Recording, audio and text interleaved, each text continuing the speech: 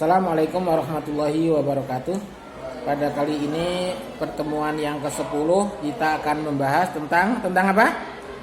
Sistem pencernaan manusia. Kita mempunyai apa? Alat pencernaan. Alat pencernaan dimulai dari mana? Dari mulut. Di mulut ada apa? Ada gigi, ada lidah, ada ludah. Nah, gigi sebagai alat pengunyah. Oke? Ludah untuk membasahi makanan, sedangkan lidah adalah pengecap rasa.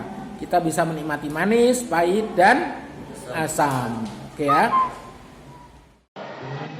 Selanjutnya kita membahas tentang struktur dan fungsi sistem pencernaan.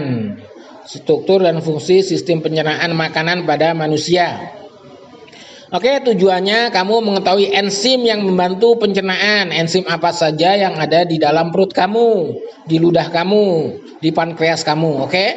Kemudian memahami organ-organ yang menyusun sistem pencernaan. Oke. Kita mulai dari usus. Selanjutnya sebelumnya sudah ada ini pertemuan sebelumnya, pertemuan 9. Ini pertemuan 10. Nah, selanjutnya adalah usus. Kamu lihat gambarnya di situ. Itu ada lambung yang paling atas, kemudian ada usus 12 jari. Namanya duodenum. Kemudian ada usus tengah, yeyunum, dan usus penyerapan ileum. Usus halus memiliki panjang sekitar 8,4 meter atau 8,25 meter. Usus halus terdiri dari usus 12 jari, duodenum, dengan panjang 0,25 meter. Usus tengah, yeyunum, dengan panjang sekitar 7 meter, panjang sekali ya. Dan usus penyerapan, ileum, dengan panjang 1 meter. Dalam usus halus terjadi pencernaan secara kimiawi saja, secara kimiawi, berarti yang mencerna adalah enzim. Pada duodenum terdapat saluran apa? Yang terhubung dengan kantong empedu dan pankreas. Oke. Nah, pankreas ini menghasilkan getah pankreas yang mengandung enzim, lipase, amilase, terus apa lagi? Lipase, amilase, dan apa itu? Tripsin. Nah, perhatikan itu. Enzim lipase akan mencerna lemak menjadi asam lemak dan gliserol. Amilase akan mencerna amilum menjadi maltosa.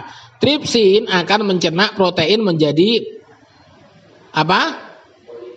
Polipeptida. Getah empedu yang dihasilkan hati akan mengemulsikan lemak. Jadi fungsinya empedu apa? Mengemulsikan lemak, yakni membuat lemak agar larut dalam air.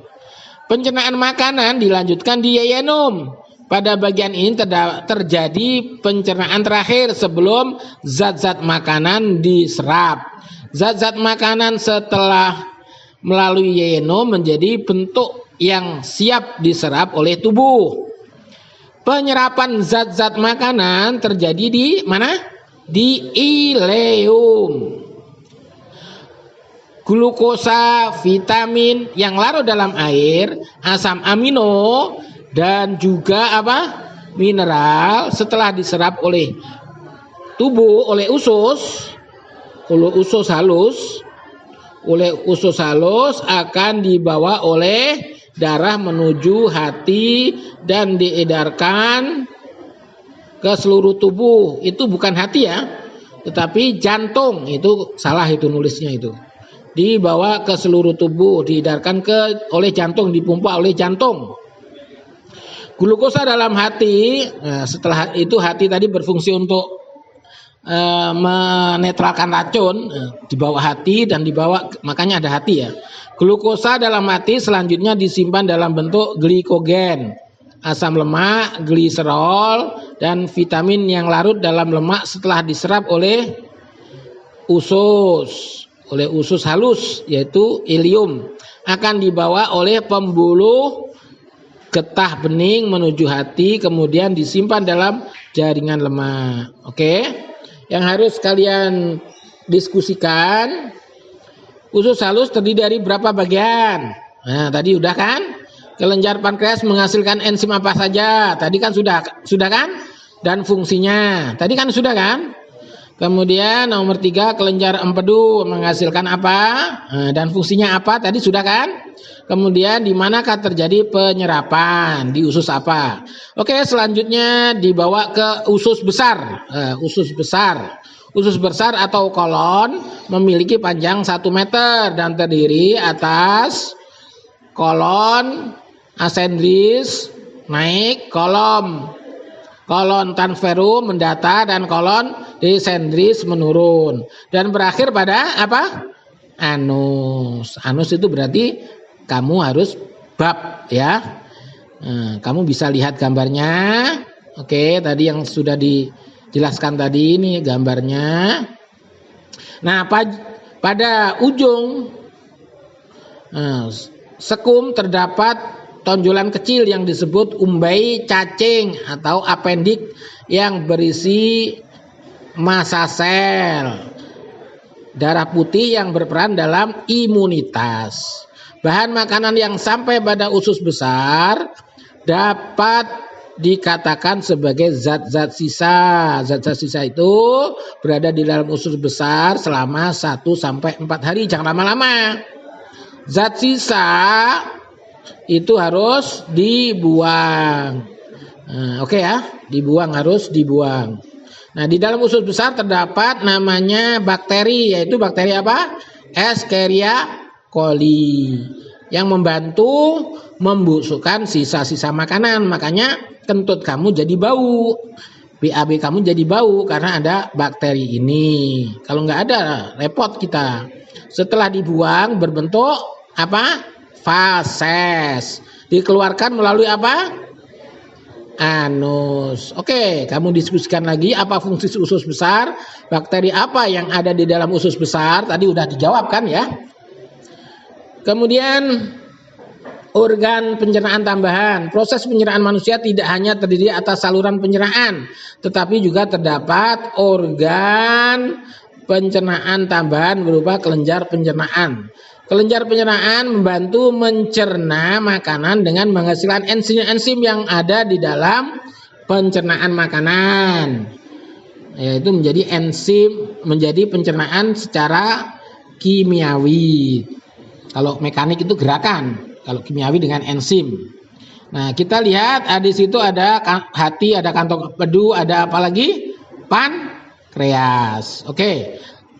Hati merupakan kelenjar dalam tubuh. Hati berperan sebagai proses detoksifikasi atau pengeluaran racun ketika dalam darah terkandung beberapa zat yang berbahaya, yang bersifat racun. Maka hati akan menetralisir racun tersebut sehingga tidak membahayakan tubuh kita. Oke. Hati juga memindahkan zat besi dan vitamin A, D, dan B12 dari darah dan menyimpannya. Hati juga berperan dalam menjaga keseimbangan kadar glukosa darah. Ketika kadar glukosa dalam darah terlalu banyak atau terlalu rendah, hati akan melepaskan glukosa dengan memecahkan glikogen. Bahkan jika dibutuhkan, hati akan mengubah gliserol asam lemak dan asam amino menjadi glukosa. Selain itu, hati juga mengatur kadar kolesterol dalam darah. Kolesterol akan diubah menjadi asam kolik asid yang berfungsi untuk mengemulsi lemak. Sel-sel hati akan mengeluarkan getah yang mengandung kolesterol, asam kolik, garam, lesitin, bilirubiin, dan elektrolit. Getah ini disebut dengan getah empedu. Oke. Kemudian kantong empedu merupakan organ yang berada di bawah hati. Kantong ini akan menyimpan getah empedu yang dihasilkan oleh hati. Getah empedu berwarna kuning kehijauan. Karena apa? Mengandung pigmen biliburin. Biliburin merupakan pigmen itu zat warna yang terbentuk dari pemecahan hemoglobin. Getah empedu akan dikeluarkan ke usus halus dan berperan dalam mengemulsi lemak. Dengan demikian lemak akan terpecah menjadi butiran-butiran kecil sehingga lebih mudah dicerna oleh siapa? Oleh enzim pencernaan dan melanjutkan proses pemecahan hingga dapat diserap oleh tubuh. Kemudian pankreas. Pankreas merupakan organ yang berada di balik perut, di bawah perut, nggak kelihatan ya, di belakang lambung. Sel-sel pada pankreas akan menghasilkan cairan pankreas yang akan masuk ke dalam duodenum. Duodenum tadi ada tahu ya, usus 12 jari melalui saluran pankreas. Getah pankreas mengandung sodium bikarbonat NaHCO3 dan enzim pencernaan yang berperan dalam apa? Dalam menghasilkan hormon insulin. Hormon insulin ini berfungsi mengatur proses pengubahan glukosa dalam darah menjadi glikogen yang disimpan dalam hati. Adanya hormon insulin inilah yang mengontrol keseimbangan jumlah glukosa dalam darah. Apabila terjadi gangguan dalam proses produksi insulin ini, maka akan mengakibatkan penyakit diabetes atau penyakit gula. Oke, kita diskusikan apa fungsi hati. Nah, kamu tuangkan di dalam tugas itu ya, di dalam diskusi nanti. Apa fungsi hormon insulin gitu ya.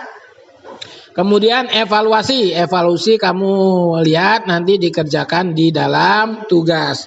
Terima kasih.